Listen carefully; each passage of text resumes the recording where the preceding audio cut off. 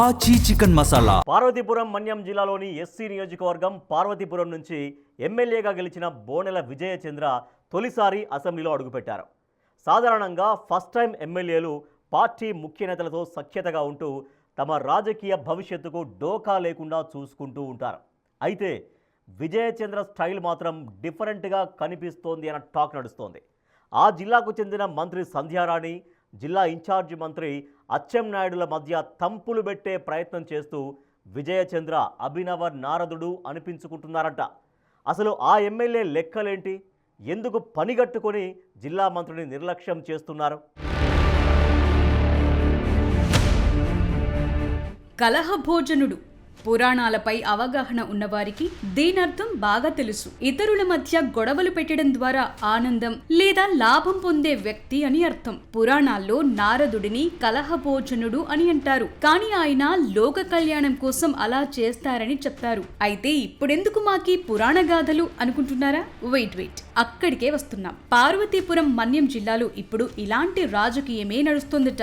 ఇద్దరు అమాత్యుల మధ్య అగాధం సృష్టించి తాను దూసుకుపోవాలని చూస్తున్నారట పార్వతీపురం టీడీపీ ఎమ్మెల్యే బోనెల విజయచంద్ర. జిల్లా హెడ్ క్వార్టర్స్ ఎమ్మెల్యే తానే అవటంతో అధికారం మొత్తం తన గుప్పిట్లోనే ఉండాలన్న ఉద్దేశంతో సదరు ఎమ్మెల్యే వారిద్దరి మధ్య చిచ్చు పెడుతున్నారన్న టాక్ మన్యంలో కోడై కూస్తోందట. పార్వతీపురం మన్యం జిల్లా నుంచి గుమ్మడి సంధ్యారాణి స్త్రీ శిశు సంక్షేమ శాఖ మంత్రిగా ఉన్నారు. వ్యవసాయ శాఖ మంత్రి అచ్చెన్నాయుడు మన్యం జిల్లా ఇన్ఛార్జ్ మంత్రిగా బాధ్యతలు నిర్వర్తిస్తున్నారు. ఇన్ఛార్జ్ మంత్రిగా అచ్చెన్న సమావేశాలకు, సమీక్షలకు హాజరవుతూ ఉంటారు. సంధ్యారాణి జిల్లాను అంటిపెట్టుకుని ఉండే మంత్రి. జిల్లా మంత్రిగా సంధ్యారాణికి సహజంగానే ఎక్కువ అధికారాలుంటాయి. అయితే ఈ పాయింటే జిల్లా కేంద్రం ఎమ్మెల్యే విజయచంద్రను నిద్రపోనివ్వటం లేదట. ఓ మహిళా మంత్రి తమ మీద అధికారం చెలాయించడం ఏంటి అనుకుంటున్నారో ఏమో. మంత్రిని చూస్తే సదరు ఎమ్మెల్యే మండిపోతున్నారట. అందుకే ఇన్ఛార్జ్ మంత్రి అచ్చెన్నాయుడికి దగ్గరవుతూ జిల్లా మంత్రిని పక్కన పెట్టే ప్రయత్నాలు సాగిస్తున్నారని కూటమి నాయకులు గుసగుసలాడుకుంటున్నారు. జిల్లాలో ఏ కార్యక్రమమైనా, సభలు, సమావేశాలు జరిగిన ఇన్ఛార్జ్ మంత్రి జిల్లాకు విచ్చేసిన జిల్లా మంత్రికి ఆహ్వానాలు అందటం లేదట. అటు అచ్చెన్న కూడా జిల్లాపై పట్టు సాధించేందుకు ఇదే మంచి తరుణమని భావిస్తున్నారట.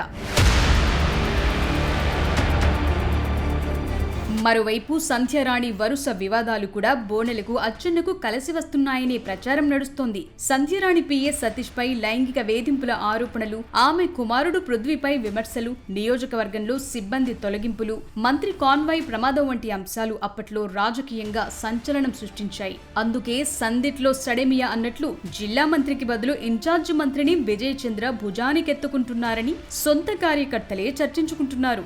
సంధ్యారాణి వివాదాలు, అచ్చెన్నతో స్నేహం తనకు కూటమి 2.0లో మంత్రి పదవి దక్కేలా చేస్తుందన్న ఆశతో సదరు ఎమ్మెల్యే ఉన్నట్లు టాక్ నడుస్తోందట.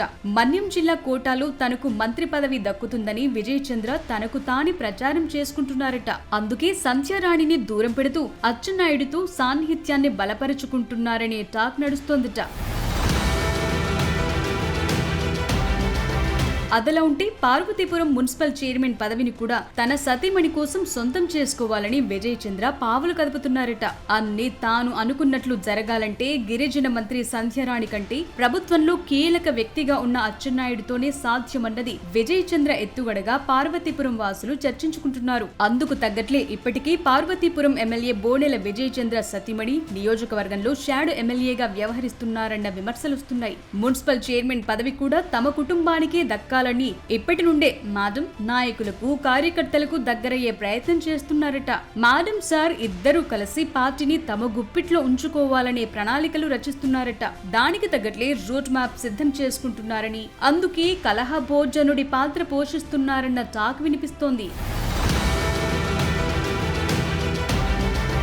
తన సతీమణిని పొలిటికల్ గా ఫోకస్ చేసే ఎత్తుగడలో భాగంగానే ఎమ్మెల్యే నియోజకవర్గంలో అందుబాటులో ఉండటం లేదన్న చర్చ పొలిటికల్ సర్కిల్స్ లో జోరుగా సాగుతోంది. అందుకే విజయచంద్ర పూర్తిగా విశాఖకే పరిమితమై నామకే వాస్తేగా నెలకోసారి నియోజకవర్గానికి చుట్టం చూపుగా వచ్చిపోతున్నారట.